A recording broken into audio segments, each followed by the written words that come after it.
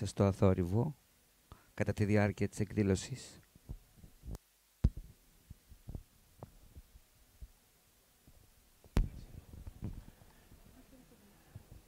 Αν είμαι ακόμα εδώ, είναι γιατί σε αυτή την ιστορία κάτι με παραλύει κυριολεκτικά και με γεμίζει κατάπληξη. Πώς να σας το εξηγήσω αυτό? Παίζετε σκάκι? Όχι, δεν πειράζει. Είναι όπως όταν παρευρισκόμαστε σε μια παρτίδα σκάκι ανάμεσα σε παίκτες τελευταίας κατηγορίας. Εδώ και 3/4 της ώρας δεν έχουν αγγίξει ούτε ένα πιόνι. Κάθονται εκεί σαν τα αρχίδια και χασμουριούνται πάνω από τη σκακέρα.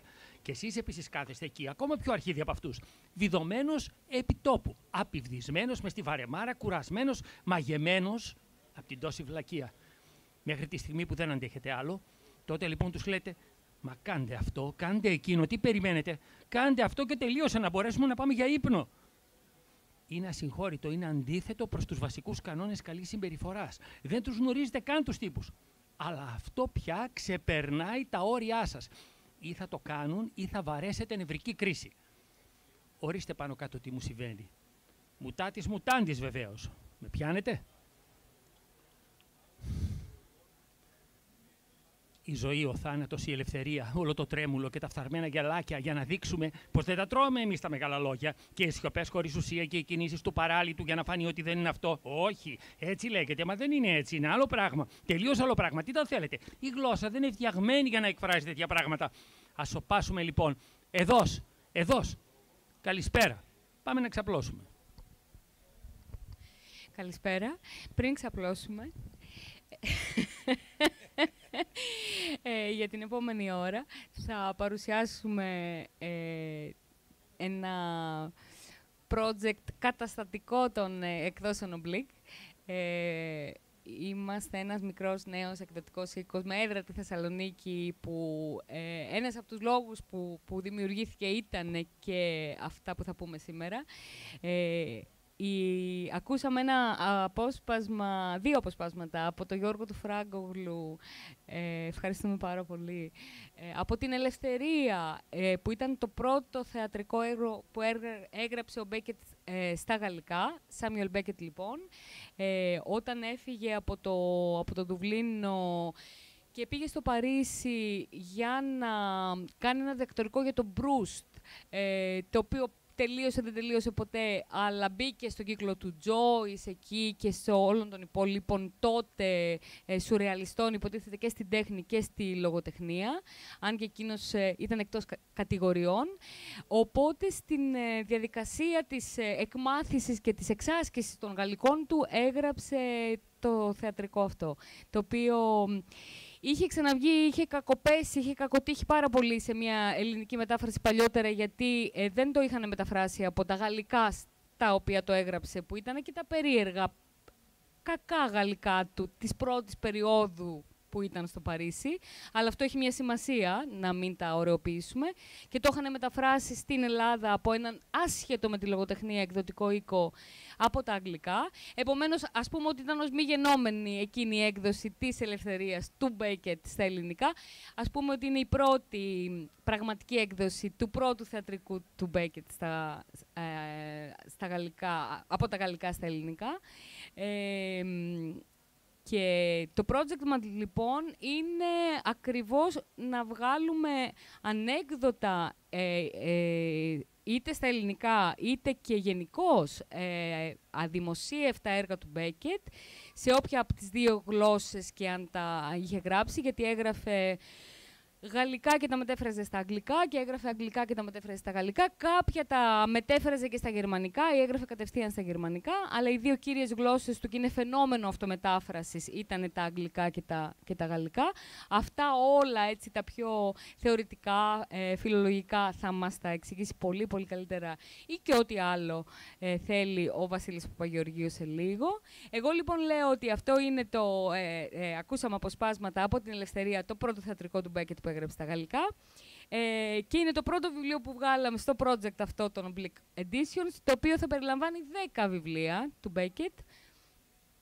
Το δεύτερο που βγάλαμε και θα παρουσιαστεί επίσης σήμερα και θα ακούσουμε απόσπασμα από τον Χρήστο τον Ταρακτσή στο τέλος, είναι τα οστά της ηχούς, που ήταν το τελευταίο διήγημα της πρώτης του ανθολογίας στα αγγλικά. Είναι λοιπόν ακόμα στο Δουβλίνο, είναι πολύ νέος, είναι 26 ετών, δεν έχει εκδώσει ποτέ και προσπαθεί απεγνωσμένα να βρει εκδότη. Βρίσκει με μία σειρά διηγημάτων που έχουν ένα κεντρικό ήρωα, τον Μπελάκουα, βρίσκει εκδότη, τους Chatton Windows τότε, και είναι 10 ιστορίες αυτές και είναι πάρα πολύ μικρές, όπως είναι συνήθως τα έργα του Beckett.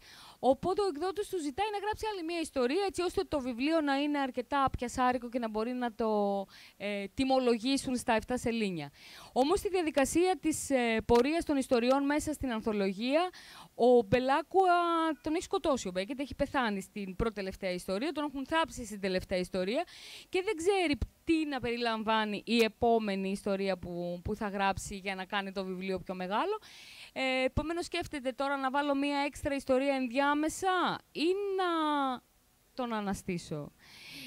Και τον ανασταίνει πράγματι. Επομένως στην τελευταία ιστορία αυτή, στα οστά της ηχούς, έχουμε τον Μπελάκουα που ήταν ο ήρωας της όλης ανθολογίας και των προηγούμενων ιστοριών, νεκραναστημένο. Και τα 3 επεισόδια που ζει ως φάντασμα πλέον. Εκεί ο Beckett έχει βάλει, γιατί είναι και η μεγαλύτερη τελικά ιστορία από όλες, ό,τι διάβασμα είχε και δεν είχε κάνει μέχρι τότε. Δηλαδή στα 3 αυτά επεισόδια, ο νεκραναστημένος Μπελάκουα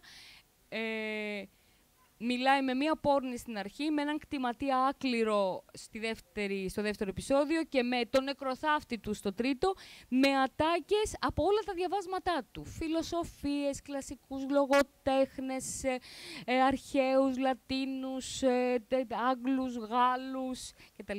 Επομένως είναι ένα μοσαϊκό, γι' αυτό το κάνει και δύσκολο πολύ όλων των διαβασμάτων του. Ταυτόχρονα έχει το χιούμορ του το φοβερό, γιατί από μόνη της η ιστορία είναι ένα φάντασμα που ζει με ζωντανούς επεισόδια έτσι πραγματικά και προϊονίζει με αυτόν τον τρόπο τα μυθιστορήματα του Beckett που θα έρθουν. Αυτούς τους ήρωες οι οποίοι είναι λίγο κουνημένοι στη ζωή και στο θάνατο και στη γλώσσα και στο λόγο τους. Το βλέπει ο εκδότης που το είχε ζητήσει, υποτίθεται, γιατί ήταν μικρή ανθολογία. Όπως είπα πριν, δεν καταλαβαίνει τίποτα ούτε αυτός ούτε η επιτροπή που διάβαζε στον εκδοτικό οίκο τα βιβλία και του λέει «Άστο καλύτερα, θα τη βγάλουμε όπως ήταν».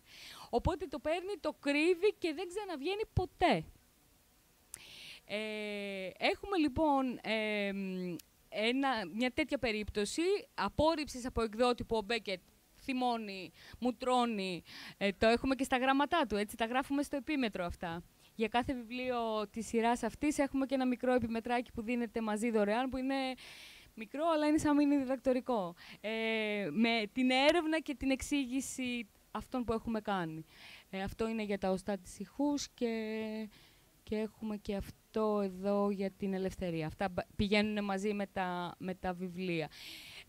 Οπότε έχουμε μία περίπτωση που απορρίφθηκε από τον εκδότη και μούτρωσε ο Beckett και δεν το ξαναέβγαλε ποτέ, ούτε στα αγγλικά, ούτε στην πρωτότυπη γλώσσα. Έχουμε μία περίπτωση που το είχε δώσει παντού την ελευθερία στους κύκλους, τους θεατρικούς του Παρισιού τότε, αλλά επειδή είναι πολύ μεγάλο έργο, δηλαδή είναι 3 πράξεις και 25 ρόλοι, σε αντίθεση με αυτό που θα γινόταν ο Beckett μετά. Θα ήταν ακριβή η παραγωγή και του το απέρριπταν όλοι, οπότε και αυτό το άφησε στην άκρη. Και μέχρι τελευταία στιγμή, πριν πεθάνει, ζητούσε από τους κληρονόμους και από τον εκδότη του να μην κυκλοφορήσει η ελευθερία, παρά μόνο σε ερευνητές αν ήθελαν. Οπότε έχουμε σε αυτά τα δύο περιπτώσεις απόρριψης από εκδότες ή από σκηνοθέτες που μουτρώνει ο Beckett και δεν τα ξαναβγάζει ποτέ. Στα υπόλοιπα 8 της σειράς από τις δικές μας εκδόσεις που θα βγάλουμε βιβλίων του Beckett έχουμε και διάφορες άλλες περιπτώσεις του γιατί δεν είχαν κυκλοφορήσει μέχρι τώρα τα βιβλία, είτε στα ελληνικά είτε παγκοσμίως. Απαγορεύσεις, από καθεστώς, είχαν χαθεί σε πολλές περιπτώσεις. Περιγράφουν μέσα καταστάσεις ανθρώπων γνωστών που δεν έχουν πεθάνει ακόμα ή που πέθαναν πάρα πολύ πρόσφατα, επομένως δεν δέχονται να κυκλοφορήσουν τα έργα αυτά. Για διάφορους λόγους, λοιπόν, μιλάμε για ανέκδοτα έργα Μπέκετ, είτε έτσι κι αλλιώς στα ελληνικά, είτε και στην πρωτότυπη γλώσσα τους.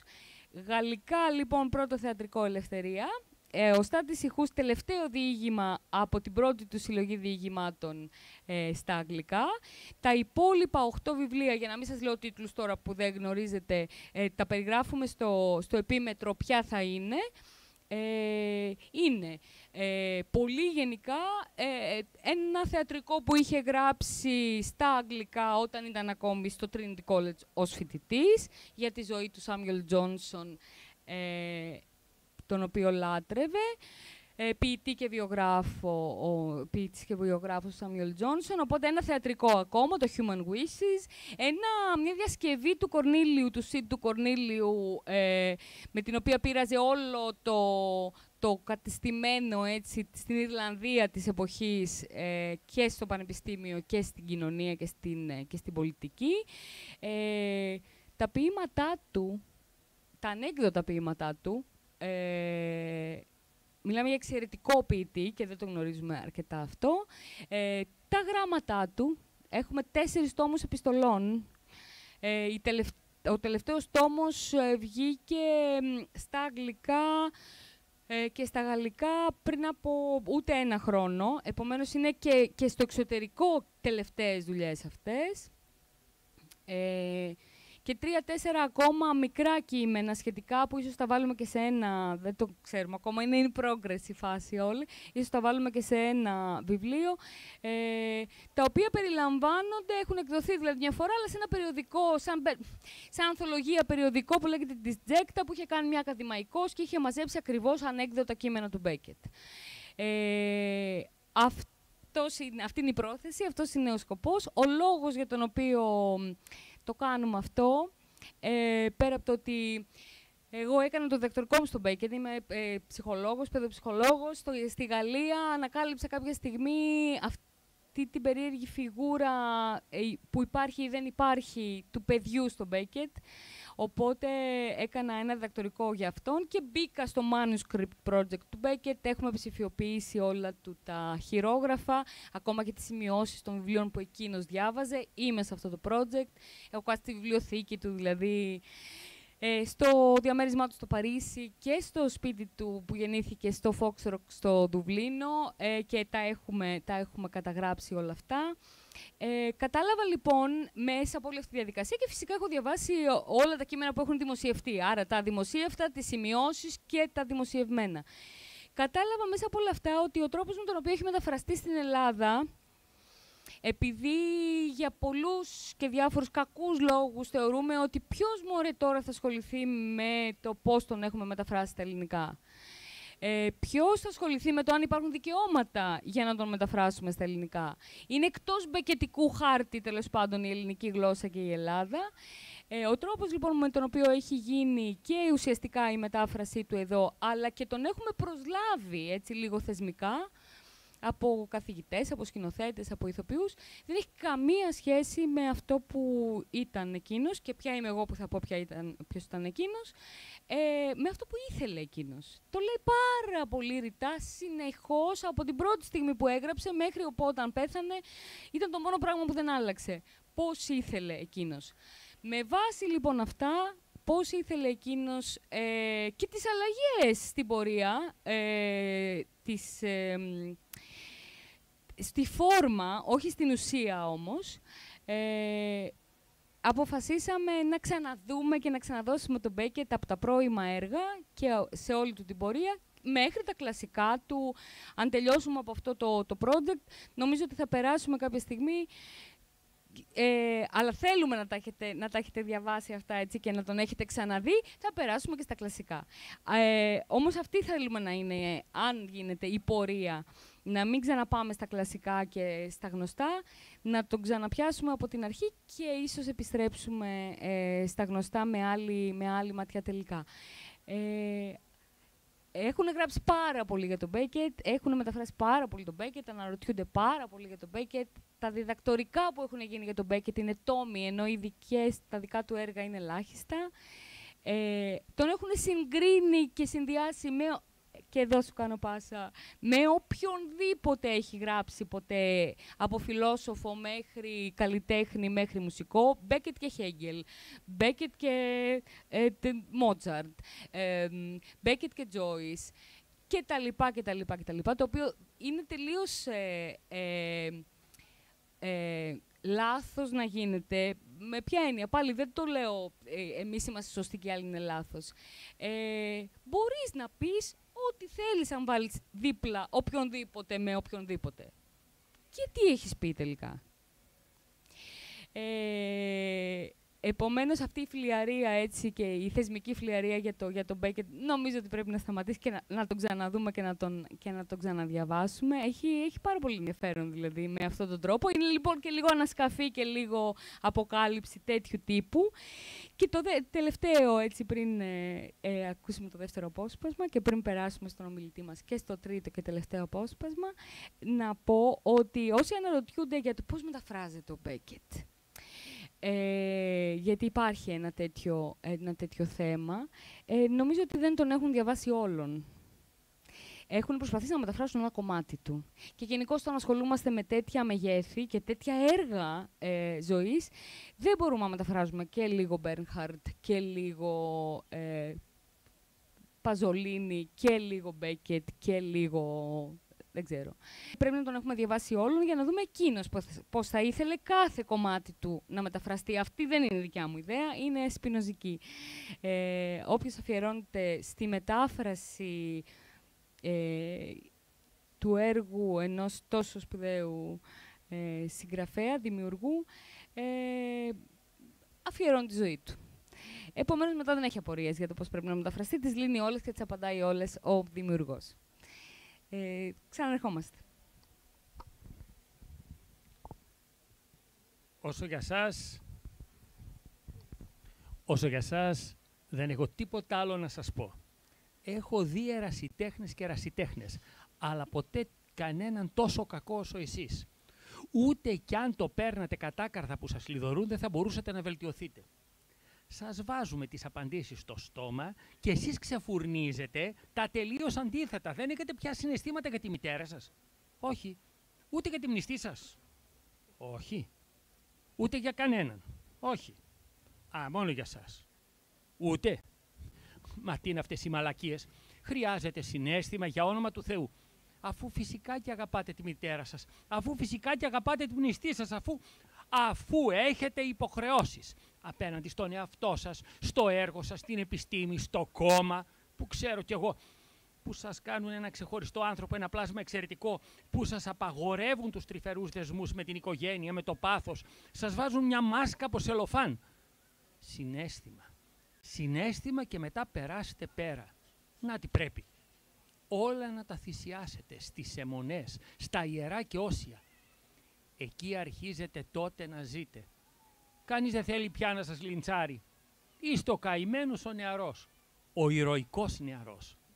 Σας βλέπουμε να ψοφάτε σαν σκύλο στα 30, στα 33 σας χρόνια. Ο Μπέκετ ήταν ένας συγγραφέας που με απασχολούσε από τότε που ήμουν 16 χρονών τουλάχιστον και τον αγαπούσα ιδιαίτερα, μια εποχή που στην Ελλάδα επί Χούντας πεζόταν πολύ Μπρέχτ από αυτούς που τολμούσανε.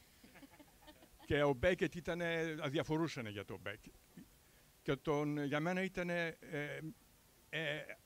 μια εικόνα της απραξίας της Χούντας, γιατί δεν συνέβαινε τίποτα, και ένας τρόπος συγχρόνως να δοθεί σε αυτή την απραξία μια αισθητική εικόνα, ένα νόημα, το μπεκετικό, που ήταν βαθύτερα βέβαια υπαρξιακό και φιλοσοφικό.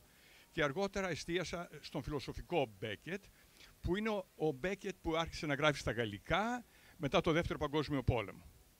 Αυτός είναι και ο Μπέκετ που καθιερώθηκε και θαυμάζεται και παίζεται, αλλά σιγά σιγά ανακαλύπτουμε όλοι το Μπέκετ πριν από το Δεύτερο Παγκόσμιο Πόλεμο, που ήταν πιο πειραματικός, φοβερά αστείος, και αργότερα το αστείο και το σαχλό δεν το άφησε ποτέ ο Μπέκετ, Όλοι νομίζανε ότι ήταν ένας πολύ θλιμμένος και κατηφής άνθρωπος, αλλά όλο χιούμορ ήτανε, όλο αταξίες ήτανε, πονηριές ήτανε και μάθαινε και αυτό σιγά σιγά από τη ζωή, γιατί όταν άρχισε να γράφει θέατρο, δεν ήξερε τίποτα από το θέατρο.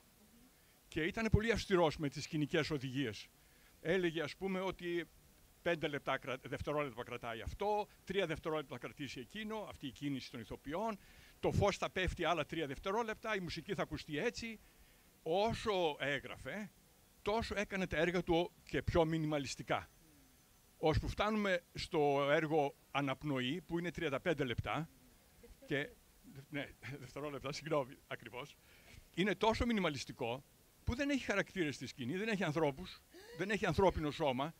Ξεκινάει με μια κραυγή, έχουμε μια εισπνοή, βλέπουμε κάτι σκουπίδια στη σκηνή, μετά πάλι μια κραυγή και μια εκπνοή. Αυτό είναι. Ενδιάμεσα ο ίδιος λέει τόσα δευτερόλεπτα το φως, τόσα δευτερόλεπτα η κραυγή κλπ. Δεν ξέρω πόσο συχνά παίζεται αυτό το έργο, αλλά είναι χαρακτηριστικό μιας, ας πούμε, εξέλιξης του μοντερνισμού που πηγαίνει προς το μηδενισμό, δηλαδή πάει προς το σημείο 0, όπως στη ζωγραφική με τους καινούς κανβάδες ή στη μουσική με τα σιωπηλά κονσέρτα του Cage κλπ. Και έβλεπα στον Μπέκετ αυτή τη φιλοσοφία, αυτή δηλαδή την παράλυση του λόγου του δυτικού. Και μετά άρχισε να με ενδιαφέρει ο τρόπος που ο ίδιος έκτισε τα έργα του. Για παράδειγμα, ας πούμε, ανακάλυψα ότι τα μυθιστορήματά του για μένα ήταν πιο σημαντικά από τα θεατρικά του έργα. Η τριλογία του, για παράδειγμα, η οποία γράφτηκε μετά τον Δεύτερο Παγκόσμιο Πόλεμο. Και εδώ να πούμε ότι ο Μπέκετ στην πρώτη φάση ήταν πολύ επηρεασμένος από τον Τζόις, όπως ξέρουμε. Στη δεύτερη φάση βρήκε τη φωνή του. Και γράφει αυτά τα δύσκολα έργα, την τριλογία ο Μαλόι πεθαίνει, νομίζω, και ο Ακατανόμαστος. Στο μεταξύ, την εμπειρία αυτή την εμπλούτησε με τη συμμετοχή του στην αντίσταση στη Γαλλία. Κάτι που δεν το ξέρουν πολλοί. Ήταν πολύ διακριτικός ο Μπέκετ, δεν μιλούσε πολύ γι' αυτό. Λίγοι ξέρανε ότι αργότερα πήρε το σταυρό του πολέμου από τη γαλλική κυβέρνηση για την προσφορά του στην αντίσταση. Αλλά αυτή η επαφή με τη βία, την τόσο άμεση βία, όπως ήταν ο φασισμός, και έχασε φίλους στενούς του, εβραϊκής καταγωγής και άλλους εκεί, του έδωσε ακόμα μια διάσταση για το πού πάει ο κόσμος και πού πάει ο πολιτισμός μας. Και προσπάθησε αργότερα, όταν επιτέλους τελείωσε ο πόλεμος, με τα έργα του αυτά, να εκφράσει όλη αυτή την αδυναμία να αντιμετωπίσει ο δυτικός λόγος τον ίδιο του τον εαυτό. Και οι χαρακτήρες του σιγά σιγά όλο και γίνονται πιο παράλυτοι, ανήμποροι, και έχουμε τον Ακατανόμαστο που είναι στο κρεβάτι παράλυτος και μπορεί μόνο να κουνήσει ένα δαχτυλάκι, αλλά δεν το βάζει κάτω, διότι εδώ δεν πρέπει να ξεχνάμε ότι ο Μπέκετ μιλούσε για το τέλος, και θα σας πω και για το τέλος του παιχνιδιού σύντομα, αλλά δεν εννοούσε το τέλος ως τέλος. Δηλαδή, το τέλος ως τέλος είναι μια θετική πράξη. Βάζεις τέλος. Για αυτόν το τέλος δεν παίρνει τέλος. Είναι μια ατέρμονη κατάσταση. Και έγραψε το περιμένοντας τον Κοντό σαν ένα είδος ξεκούρασης από τη γραφή της τριλογίας, η οποία τον παρέλυε λόγω της αυτοσυγκέντρωσης και πειθαρχίας διανοητικής που απαιτούσε, για να ξεκουραστεί. Και αυτό το έργο σιγά σιγά το πήγαινε από εδώ, από εκεί, ιδιαίτερα η γυναίκα του, η Σουζάν, τότε έρχε από εδώ και από εκεί να τα ανεβάσουν διάφοροι, δεν το θέλανε, το βρίσκανε παράξενο κλπ. Ώσπου στο τέλος ο Ροζέ Μπλάν το ανέβασε. Μάλιστα στις διαδικασίες της σκηνοθεσίας ο Μπέκετ έχωνε τη μούρη του συνέχεια και έλεγε το σκηνοθέτη, κάνε το έτσι, όχι έτσι, όχι έτσι. Στο τέλος ο σκηνοθέτης σου λέει, ανέλαβε εσύ, δεν μπορώ άλλο, δεν αντέχω. Και το αποτέλειωσε ο Μπέκετ. Μικρή παρένθεση, ναι. Η Σουζάν πήγαινε μαζί την Ελευθερία και το Περιμένοντας τον Κοντό πάντα σε όλους και τα πέριπταν και τα δύο μέχρι που τελικά διαλέξαν το Περιμένοντας τον Κοντό. Μάλλον τους είχαν πρίξει τους σκηνοθέτες στο Παρίσι, ήθελε πάρα πολύ. Γιατί η Ελευθερία είναι πάρα πολύ μεγάλη, ενώ ο Κοντό έχει μόνο 2 ήρωες, ένα δέντρο, ναι. Και τέλος. Γι' αυτό. Βέβαια, εγώ νομίζω ότι αυτό γινόταν με το έργο για τον Τζόνσον. Όχι, δεν το είχε πάρει ποτέ. Ναι. Αυτή είναι Το έργο για τον Τζόνσον δεν το είχε γυρίσει ποτέ σε σκηνοθέτες. Γιατί είναι και τελείωτο. Δηλαδή δεν το έχει τελειώσει. Δεν είχε γυρίσει ποτέ σε σκηνοθέτες. Ναι. Μετά ο Μπέκετ έγραψε το τέλος του παιχνιδιού και θεωρούσε ο ίδιος ότι αυτό είναι το πιο σημαντικό του θεατρικό έργο. Στο τέλος του παιχνιδιού έχουμε δύο ήρωες. Ο ένας είναι παράλυτος σε αναπηρικό καροτσάκι. Ο άλλος είναι ο υπηρέτης του, που είναι ανήμπορος να έχει μια ελεύθερη ζωή, εξαρτάται από το αφεντικό του, το οποίο όμως είναι ανήμπορο λόγω της παράλυσης και εξαρτάται από τον υπηρέτη του, και οι γονείς του παράλυτου κεντρικού ήρωα, οι οποίοι είναι και αυτοί από ένα αυτοκινηστικό ατύχημα, αν θυμάμαι καλά, ναι, είναι μπροστά παράλυτοι σε δύο βαρέλια εκεί μπροστά στη σκηνή και μιλάνε. Αυτό τώρα ο Μπέκετ να έχει θαμμένους ή μη θαμμένους ήρωες είναι όπως ξέρετε, μια σκηνή που επανέρχεται στο Μπέκετ. Αυτή όλη η εικόνα δηλαδή, το σώμα να παραλύει, το μυαλό να παραλύει, ο λόγος να παραλύει, και συγχρόνως όμως η αισθητική μορφή να είναι πάρα πολύ αυστηρή. Δηλαδή ο Μπέκετ ως συγγραφέας, μόνο ως συγγραφέας, βγάλουμε τη φιλοσοφία, έχει μια λαμπρότητα στις εκφράσεις του, έχει έναν τρόπο να χειρίζεται τη γλώσσα πολύ προσωπικό, τον οποίον όμως απέκτησε σιγά σιγά, όπως έχει δηλώσει και ο ίδιος, γράφοντας στα γαλλικά, με την εξής έννοια. Είχε πει ότι γράφοντας στα γαλλικά δεν χρειάζεται να δημιουργώ στυλ. Επειδή δεν είναι η δικιά μου γλώσσα, δημιουργείται στυλ αυτόματα, είτε το θέλω είτε όχι. Κάπως το διαπίστωσα κι εγώ ο ίδιος με τον τρόπο μου στη Σουηδία, όταν άρχισα να γράφω σουηδικά και μου λέγανε και πολλοί και όλα αυτό, δεν το λέμε έτσι στα σουηδικά, αλλά τώρα που το λες κλπ. Δεν είναι και λάθος. Ναι. Και ένας άλλος λόγος που έγραφε στα γαλλικά, σύμφωνα με τον ίδιο, είναι ότι η γαλλική γλώσσα σε σχέση με την αγγλική είναι πιο συγκεκριμένη και συγχρόνως στο συγκεκριμένο αυτό, σε αυτή τη διάσταση που έχει, δομή κλπ, επιτρέπει όμως περισσότερη αφηρημένη σκέψη. Αυτός ο συνδυασμός το γοήτευε. Και βέβαια ο ίδιος αργότερα μετέφρασε κυρίως τα έργα του στα αγγλικά. Δούλευε δηλαδή, και μόνο γι' αυτό το θαυμάζει κανείς, δούλευε συνεχώς, έγραφε, μετέφραζε, μετά σκηνοθετούσε κιόλας. Και ήταν και ένας άνθρωπος με μια ηθική διάσταση που είναι σπάνια στη ζωή μας. Μια γενεοδορία που είναι σπάνια και όταν τη βρίσκουμε τη θαυμάζουμε και γι' αυτό. Ένα παράδειγμα είναι, ας πούμε, ότι όταν πήρε το Νομπέλ, τα χρήματα όλα τα έκανε μικρές υποτροφίες και τα μοίρασε, μιλούσε με φίλους και έλεγε ποιος έχει ανάγκη, ποιος συγγραφέας, ποιο θεατρικό γκρουπ έχει μια ανάγκη και τα μοίρασε αυτά τα χρήματα. Σε τέτοιο βαθμό αργότερα, όταν ήταν και τα έργα του επιτυχημένα, βοηθούσε και τις Editions de Minuit, τον εκδότη του. Και εδώ θέλω να πω το εξής τώρα. Οι Editions de Minuit ξεκίνησαν μετά το Δεύτερο Παγκόσμιο Πόλεμο, γνωρίζονταν νομίζω από την αντίσταση ήδη. Τον Μπέκετ για πρώτη φορά έγραψε θετικά και τον καθιέρωσε στη Γαλλία ο Μωρίς Μπλανσό. Και έχει σημασία γιατί σας το λέω αυτό. Είναι ένας πολύ δύσκολος συγγραφέας ο Μωρίς Μπλανσό, πιο δύσκολος από τον Μπέκετ. Η γλώσσα του είναι πολύ πιο πυκνή, πιο απαιτητική για τον αναγνώστη να την παρακολουθήσει. Στον Μπέκετ βρήκε ακριβώς αυτό που η γλώσσα προσπαθεί να εκφράσει και δεν μπορεί. Και αυτό ενέπνευσε τον Μπέκετ σιγά σιγά τον ίδιο και αργότερα έχουμε ένα θαυμάσιο κείμενο που ελπίζω να το βγάλουν οι εκδόσεις ο Μπλικ, τους 3 διαλόγους με τον Georges Dituit, όπου ο Μπέκετ ξεκάθαρα λέει ότι οποιαδήποτε απεικόνηση δεν μπορεί να αποδώσει αυτό που θέλει να απεικονίσει, που έχει στο μυαλό του ο δημιουργός.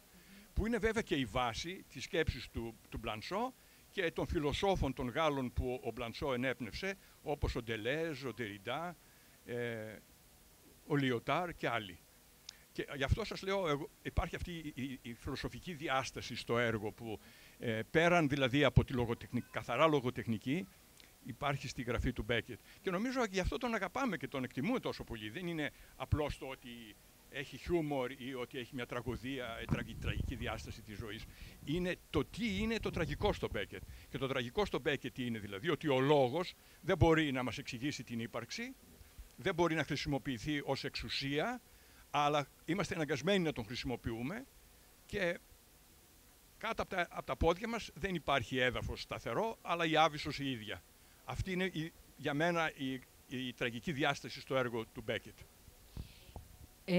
Και συνεχίζοντας λίγο την εργογραφία, αφού δεν διακόπτω, κάνω μια μικρή παρένθεση να πω ότι συνεχίζοντας την εργογραφία περνάμε και σε άλλες μορφές, δηλαδή είναι κείμενα, αλλά πλέον δεν τα διαβάζουμε και δεν είναι έντυπα. Πέρασε ο Μπέκετ, γιατί τότε ήταν και πολύ στην αρχή της η τεχνολογία, στις ραδιοφωνικές εκπομπές. Δηλαδή στον ήχο, όχι πριν εκδοθούν κάποια από τα κείμενά του, βγαίνανε στο ραδιόφωνο, στο BBC, συνεργάστηκε από τους πρώτους, γιατί ο ίδιος ενδιαφερόταν πάρα πολύ για το καινούριο αυτό μέσο. Δηλαδή του έδωσε και έμπνευση για να γράψει για το ραδιόφωνο. Επομένως, έψαχνε συνέχεια, παρόλο που δεν μπορούμε να πετύχουμε, δεν μπορούμε να μιλήσουμε, δεν μπορούμε να εκφραστούμε, αλλά πρέπει να εκφραστούμε, καινούριους τρόπους, αν το χαρτί έχει τελειώσει, αν το θέατρο έχει τελειώσει, αν αυτός ο τρόπος θέατρου έχει τελειώσει, αν αυτός ο τρόπος βιβλίου έχει τελειώσει, κάποιον πρέπει να βρούμε για να συνεχίσουμε να μιλάμε. Η εποχή τον βοηθούσε σε αυτό, γιατί το 60-70 η τεχνολογία, η τηλεόραση, το ραδιόφωνο άρχισε να ανθίζει πάρα πολύ. Επομένως είχε χαρεί πάρα πολύ και έγραφε καινούργια μικρά έργα για το ραδιόφωνο. Έκανε ένα φιλμ με τον Buster Keaton, βοβό βέβαια, ως τιμή για τον παλιό βοβό κινηματογράφο, αλλά πολύ μεταμοντέρνο. Ακόμα νομίζω δεν το έχουμε καταλάβει αυτό το φιλμ καθόλου. Ως δικό του πειραματισμό, δηλαδή, ότι θα μπω και στο κινηματογράφο. Θα βρίσκω συνέχεια τρόπους για να μιλάω.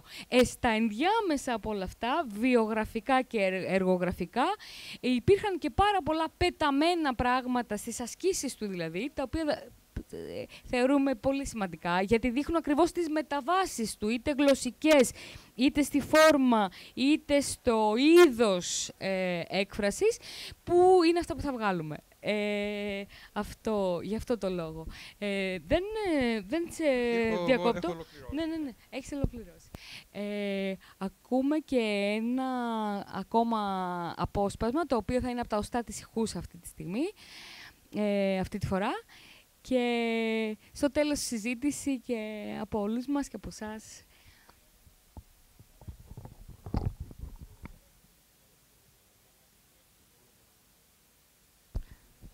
Θέλω και εγώ να ρωτήσω κάτι τον κύριο Παπαγεωργίου, αλλά αργότερα. Μετά. Λοιπόν, οστά της ηχούς, στίχος βγαλμένος από τις μεταμορφώσεις του Οβίδιου. Ναι. Όχι, ευχαριστώ. Μετάφραση Αναστασία Δελιγιάννη. Διαβάζουμε από την αρχή. Οι νεκροί πεθαίνουν δύσκολα. Καταπατούν το υπερπέραν. Απαιτούν τη θέση τους στη θέση της. Πίσω στη λάσπη με τα λοστάρια και τις σοπές τους. Μέχρι τη στιγμή που ο ιδιοκτήτης της γης εκεί γύρω, αφού τους έχει ανεχθεί επί μακρόν, υπόκειται σε καθήκοντα περίθαλψης προς τιμήν τους. Τότε μπορούν να απελευθερωθούν με κάθε έννοια. Τότε τελειώνουν τα βάσανά τους, τα φυσικά τους βάσανα. Μα από το χρέος προς τη φύση, αυτό που σκανδαλωδώς πέφτει με τα θανάτια πάνω στην περιουσία κάποιου, δεν μπορείς να απαλλαγείς απλώς κλωτσώντας την καρδάρα με το γάλα, όπως δεν μπορείς να πεις το ίδιο ρεύμα 2 φορές. Είναι αλήθεια αυτό που λένε. Τουλάχιστον αυτά μπορούν να υποθούν και να ισχύουν για τον Μπελάκουα, που βρέθηκε να ξαναστέκεται και να πηγαινοέρχεται πάλι μέσα στη σκόνη του κόσμου, να ξαναπέζει τα παλιά παιχνίδια στο θολό αυτό σημείο του σύμπαντος, με τόσες διαφορετικές ευκαιρίες, που καμιά φορά αναρωτιόνταν μήπως η χωρίς ζωή συνθήκη ήταν μόνο ένα όνειρο και μήπως γενικώς ήταν πιο νεκρός πριν την επίσημη, ας πούμε, αποχώρησή του από τους ζώντες παρά μετά. Κανείς πάντως δεν ήταν πιο πρόθυμος να παραδεχτεί πως η καθορισμένη ατομική του ύπαρξη είχε αποτελέσει κατά κάποιον περίεργο τρόπο μια αδικία και πως αυτή η βαρετή διαδικασία εξολόθρευσης, γεμάτη παρατεταμένα λάθη λόγω προπατορικού αμαρτήματος, ήταν η εξηλαίωση που επιβάλλεται σε κάθε ξεκίνημα στα ζωικά πνεύματα, στον καθένα δηλαδή με τη σειρά του. Όμως κάτι τέτοιο δεν έκανε τα πράγματα ευκολότερα ούτε πιο ευχάριστα. Μια μέρα μάλιστα, όπως καθόταν διπλωμένος, ακουμώντας με το στήθος ένα φράχτη και ονειροπολούσε απολαυστικά, ξεφυσώντας τον καπνό από το πούρο του, μάρκας Romeo and Juliet, του ήρθε η σκέψη ότι ίσως αν είχε αποτεφρωθεί, αντί να θαυτεί αμέσως, θα κινδύνευε λιγότερο να κριθεί η υπέτειος επιστροφής σε αυτήν την αναγούλα. Αλλά ευτυχώς για όλους μας, αυτή η σκέψη ήταν πολύ έντονη για να τον κρατήσει δέσμιο για πολύ καιρό. Δοκίμασε ό,τι ήξερε χωρίς ωστόσο να αλλάξει θέση, ώστε να φανταστεί το δέρμα του, καθώς τον άφηνε να διατηρείται μέσα σε μια ιδρία ή σε κάποιο άλλο δοχείο στο φυλάκιο κάποιου ευγενικού ατόμου, ή να παρασύρεται σαν σύννεφο από ξαναμένη γύρι, αλλά για κάποιο λόγο δεν μπορούσε να τη συλλάβει αυτήν τη μικρή απλή πτήση. Ήταν πιθανό η φαντασία του να είχε καταστραφεί στο θάλαμο βασανιστήριων, εκείνο το χώρο μη καπνιστών όπου βρέθηκε κάποτε. Αυτό ήταν πράγματι κάτι με το οποίο θα έπρεπε να συνεχίσει να ζει. Αυτό ήταν κάτι που ένας βραβευμένος με μάντεν, με τα μάτια του σαν μικρόφθαλμου καβουριού προτεταμένα από ζήλο και ενθουσιασμό, θα ονόμαζε βήμα προς τη σωστή κατεύθυνση. Για να δηλωθεί λοιπόν με αρκετή πληρότητα διαπαντός, ο Μπελάκουα ήταν ένας άνθρωπος νεκρός και θαμμένος που επανήλθε στη ζούγκλα. Ναι, αλήθεια. Επανήλθε στη ζούγκλα, απολύτως εξαντλημένος, έχοντας συνείδηση των αδυναμιών του, καθισμένος στο φράχτη του, μέρα μπαίνει, μέρα βγαίνει, έχοντας το γνωστό χτυποκάρδι, σκαλίζοντας τη μύτη του ανδιάμεσα από τα πουρα, υποφέροντας σε μεγάλο βαθμό από την έκθεση. Περί αυτού πρόκειται. Και αυτή είναι η θέση από την οποία εξορμά, στην οποία προβλέπεται ακόμα και να επιστρέψει μετά το φιάσκο, στην οποία έχει εγκατασταθεί για κάθε δόση εξηλαίωσης από το μεγάλο σθένος που επιδείκνυε και από την οποία πιάνεται να βγαίνει κάθε φορά και λίγο καλύτερος, πιο στεγνός, με μειωμένη φυσική υπεροψία.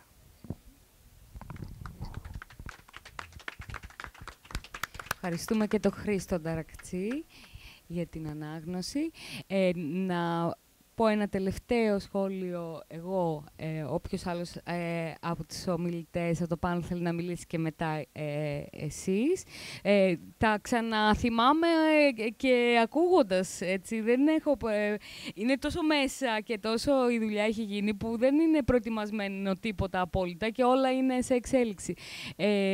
Στα οστά της ηχούς και σε όλη αυτή τη συλλογή με τον Μπελάκουα, την πρώτη συλλογή που θα τη βγάλουμε και αυτήν, το More Pricks Than Kicks, η οποία ήταν επηρεασμένη από το πρώτο του μυθιστόρημα που επίσης δεν είχε βγει, το Dream of Fair to Middling Women, το οποίο θα βγάλουμε επίσης. Λοιπόν, προϊονίζει ό,τι θα δούμε στην πορεία. στα μυθιστορήματα, στα πιο πεζά. Και στην ελευθερία προϊονίζει ό,τι θα δούμε στα θεατρικά. Δηλαδή, πραγματικά όμως, συγκεκριμένα, όχι γενικά, μπορεί κάποιος να κάνει αυτή τη διατριβή. Να πιάσει αυτά τα έργα που βγάζουμε, τα ανέκδοτα και τα γράμματα και τα ποίηματα και τα απορριφθέντα του Μπέκετ και να βρει συγκεκριμένα μετά στα επίσημα και σε αυτά που έχουν εκδοθεί και έχουν κυκλοφορήσει με ποιο τρόπο τα πέρασε και τα βρήκε. Αυτό είναι σημαντικός μπούσουλας και για μας, αλλά και λίγο και επιβεβαίωση του για ποιο λόγο γίνεται όλη αυτή η διαδικασία. Και βασικά έχει πάρα πολύ γέλιο όλο αυτό το πράγμα. Δηλαδή είναι μια θετική τελικά θεώρηση για τη ζωή, ότι ακόμα και να βγάλεις όλα τα στολίδια και όλα τα πώς το λένε, τις ερμηνείες, όσο υπάρχει ανάσα, γι' αυτό είναι και το τελευταίο του έργο, το Breathe, είναι ζωή. Αποτύχετε όσο καλύτερα μπορείτε.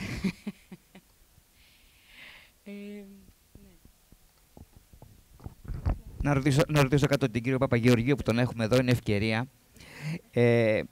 Εμάς τελείως απλοϊκά, σαν ηθοποιούς, μας λέγανε, από δραματική σχολή ακόμα το θυμάμαι, ότι αν υπάρχει ένας συγγραφέας για τον 20ο αιώνα, αυτός είναι ο Μπέκετ.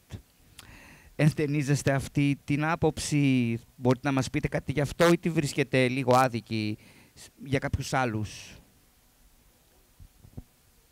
Ως θέμα αρχής δεν θα έλεγα ποτέ κάτι τόσο απόλυτο. Θα έκανα πολεμική σε οποιονδήποτε το έλεγε. Υπάρχουν πάρα πολλοί συγγραφείς σε διάφορες χώρες με θαυμάσια κείμενα, τα οποία τα περισσότερα δεν τα γνωρίζουμε σε άλλες χώρες. Μπορώ να σας πω παραδείγματα, αλλά τώρα τι σημασία έχει. Θα σας πω ένα παράδειγμα. Ο Μπελάκουα είναι ήρωας του Μπέκετ. Επανέρχεται ξανά και ξανά στα έργα του και στα αργότερα έργα του. Είναι ένας δευτερεύον ήρωας στον Ντάντε, στη Θεία Κομμωδία, δευτερεύοντας. Στη Σουηδία είναι ένας συγγραφέας, ο Βίλι Σίρκλουντ, έχει πεθάνει εδώ και μερικά χρόνια, και πιάνει έναν δευτερεύοντα χαρακτήρα στην Οδύσσεια, τον Ελπίνορα, και γράφει ένα θαυμάσιο δοκίμιο που λέγεται Ελπίνορα. Αυτός ο συγγραφέας έχει γράψει και μία τραγωδία που λέγεται «Η Μύδια από το Μπόγκο». Το Μπόγκο είναι, λέει κατά τη φαντασία του, μία χώρα στην Αφρική. Γιατί τη διάλεξες, λέω έτσι, πώς το διάλεξες αυτό? Γιατί ήταν, λέει, ένα τραγουδάκι της εποχής τότε λαϊκό, η καρδιά μου χτυπάει μπόγκο, μπόγκο, μπόγκο, μπόγκο, κάπως έτσι, και το έβαλα. Και είναι η Μύδια, η οποία στο έργο του Σίρκλουν, το οποίο είναι πάρα πολύ σοβαρό, με εκφράσεις και από το πρωτότυπο του Ευρυπίδη μέσα, το οποίο όμως διαδραματίζεται το 1950 στην Κόρινθο. Και η Μύδια αυτή θέλει να πλένει τα ρούχα της και διαμαρτύρεται γιατί τα καθαριστήρια, λέει, στην Κόρινθο δεν πλένουν σόρουχα. Και πλένουν μόνο κουστούμια και κουκάμισα, εν πάση περιπτώσει. Θέλω να πω δηλαδή, αυτό το έργο, ποιος το ξέρει στην Ελλάδα, πότε παίζεται, είναι ένα πάρα πολύ σημαντικό έργο. Θα το έβαζα δηλαδή εγώ δίπλα στα σημαντικότερα έργα του Μπέκετ. Έχει μεταφραστεί? Έχει μεταφραστεί από μένα, βέβαια. Έχει δημοσιευτεί? Εδώ και πολλά χρόνια υπάρχει στις εκδόσεις Εστία. Όχι, όχι. Ναι. Η Μύδια. Αυτή δεν έχει μεταφραστεί, όχι. Πεδίο δόξης λαμπρών. Τώρα υπάρχει ένας μικρός εκδοτικός οίκος, Λοξός, αυτό σημαίνει ο Μπλικ. Και με μάρτυρες τώρα εδώ, έχετε δεσμευτεί χωρίς να το θέλετε και να το ξέρετε. Μικρή απάντηση ίσως θα είχα σε αυτό που ρωτάς. Δεν με ρώτησε εμένα, αλλά έχω κάτι να πω σχετικά και το είναι γραμμένο στο επιμετράκι της ελευθερίας. Ίσως εννοούσανε μέσα στον λάθος αυτό τρόπο να διαλέγουμε έναν και να είμαστε απόλυτοι. Γιατί και στη Γαλλία συνέβαινε το ίδιο, τουλάχιστον που ξέρω εγώ, και στο Δουβλίνο συνέβαινε το ίδιο, να λέμε ο Μπέκετ είναι ο θεατρικός συγγραφέας του 20ου αιώνα, γιατί έκανε μία τομή. Υπήρξε το πριν από εκείνον και το μετά από εκείνον. Δεν λέμε λοιπόν απαραίτητο ότι είναι ο καλύτερος ή ότι έγραψε με τον καλύτερο τρόπο ή ότι είναι ο πιο ενδιαφέρον, ούτε ότι παίζεται ως... Αλλά έγινε μία τομή. ανάμεσα στο μοντέρνο και στο μεταμοντέρνο μπορούμε να την εξηγήσουμε αυτή την τομή με πάρα πολλούς τρόπους ή μπορεί να μην μπορούμε να την εξηγήσουμε, όπως είναι και τα έργα του. Να μην μπορούμε να την εκφράσουμε, να την νιώθουμε στα νεύρα, όπως έλεγε και εκείνος. Έγινε μια τομή να είναι πολύ διαφορετικό το πριν από το μετά στο θέατρο κυρίως. Καλό, κακό, φιλοσοφικά, φορμαλιστικά, με όλους τους τρόπους μπορούμε να το πούμε, να μην το πούμε, νιώθουμε ότι έγινε μια τομή. Και οι ηθοποιοί το νιώθουν, και οι σκηνοθέτες το νιώθουν, και οι ακαδημαϊκοί το νιώθουν, ότι ήταν διαφορετικά πριν και μετά. Συγγνώμη λίγο να προσθέσω όμως εδώ, με συγχωρείς. Είναι μια τομή για ένα μέρος, μια προοπτική της εξέλιξης της δυτικής σκέψης και αισθητικής. Για ορισμένους ανθρώπους, γιατί για άλλους πιάνουν άλλο νήμα, άλλη εξέλιξη. Ναι. Και θέλω να σας πω και κάτι προσωπικό τώρα για το τι είναι σημαντικό ή δεν είναι. Στην Ελλάδα παίζεται ο Τριαρίδης και μιλάνε πολύ για τον Τριαρίδη. Εγώ τον βρίσκω φαφλατά, πώς τον φαρφαρώνω. Δεν με ενδιαφέρει και πολύ να πιάνω τετριμένα πράγματα και να κράζω πάνω σε αυτά και να παίρνω δηλαδή τζάμπα, να γίνομαι τζάμπα μάγκας που λέμε λαϊκός. Τη στιγμή που εδώ, ας πούμε, έχουμε μια θαυμάσια θεατρική συγγραφέα, την Έλενα Πέγκα, που θεωρώ τη γραφή της πολύ πιο σημαντική για το σύγχρονο ελληνικό θέατρο, για παράδειγμα. Ναι, αλλά αυτό είναι θέμα γούστου. Μπορούμε όμως να πούμε, όσον αφορά την τομή για την οποία μίλησα, στην ιστορία ακριβώς της δυτικής σκέψης ή της έκφρασης ή της καλλιτεχνίας, αν έχει γίνει ή δεν έχει γίνει. Έχει γίνει από τον Μπέκετ αυτό το πράγμα. Στα δυτικά, έτσι. Αλλά ναι, ίσως είναι λίγο απεικιοκρατική αυτή η άποψη. Ίσως είναι. Δεν γνωρίζω για την Αποανατολή, δεν γνωρίζω για την Αφρική, δεν γνωρίζω για αυτή τη διαδικασία. Αλλά στα δυτικά έχει συμβεί αυτό. Συγγνώμη, θα σας πω εν συντομία κάτι ωραία, που, ναι. Για να μην σας κουράζω και πολύ. Έχω γράψει ένα δοκίμιο μικρό, συσχετίζω τον Μπέκετ με τον Ντεριντά. Κάποτε ρωτήσανε τον Ντεριντά, σας εμπνέει ο Μπέκετ? Και λέει, με συγκινεί ο Μπέκετ, θα είχα πολλά να πω για αυτόν, δεν συνέχισε, δεν έγραψε ποτέ για τον Μπέκετ. Γιατί σας το λέω αυτό? Σύμφωνα ο Μπέκετ, γράφοντας για την παράλυση του λόγου, δεν ενδιαφέρεται για την αποδόμηση, για τη συνέχιση της φιλοσοφίας, οι χαρακτήρες του, η φιλοσοφία του. Είναι εδώ ένα τέρμα ατέρμονο. Δηλαδή, στηρίζεται στην εξέλιξη του λόγου, της αλήθειας, της ταυτότητας, τα οποία κατακρίνει. Ο Ντεριντά από τη σειρά του θα έλεγε ότι για να γράψουμε έτσι πρέπει να πιστεύουμε στο λόγο, έστω και αρνητικά. Πρέπει να πιστεύουμε τι είναι το τέλος, πρέπει να πιστεύουμε να ξέρουμε τι είναι η ταυτότητα, τι είναι κάτι συγκεκριμένο, η αλήθεια. Όταν δεν το ξέρουμε αυτό, δεν μπορούμε να πάρουμε θέση. Δηλαδή, από τη μεριά του Ντεριντά, που έφερε όλη αυτή η σκέψη γαλλική, αποδομητική, που είναι η φιλοσοφία του άλλου, όχι της ταυτότητας, ίσως βάλουμε και το Φουκώ μέσα λιγάκι, άμα ξεκινάς από εκεί και υπονομεύεις και δεν μου έρχεται η ελληνική λέξη, το λόγο, το κρίνεις, δεν μπορείς να γράψεις στηριζόμενος σε μία οριστική, ξεκάθαρη στάση, με μια τέτοια στάση. Και εδώ πρέπει δυστυχώς να σταματήσουμε. Ναι. Όχι, έχουμε ακόμα. Όποιος θέλει, ναι, έχουμε 2 λεπτάκια. Έχουμε 2 λεπτά. Όποιος θέλει να πει, να σχολιάσει, να παρατηρήσει, να ρωτήσει, να διαφωνήσει. Ναι, όποιος θέλει να διαφωνήσει, να σχολιάσει, να παρατηρήσει, να ρωτήσει, οτιδήποτε, ναι. Έχουμε ακόμα. Έχουμε 1 λεπτό. 1 λεπτάκι, ναι, συγγνώμη. 2. Ωραία, τα υπόλοιπα τα λέμε και στο stand 31, έτσι, στα περίπτερα 13. Εννοείται και στο βιβλιοπωλείο, στην Εγνατία και γενικά. Ευχαριστούμε.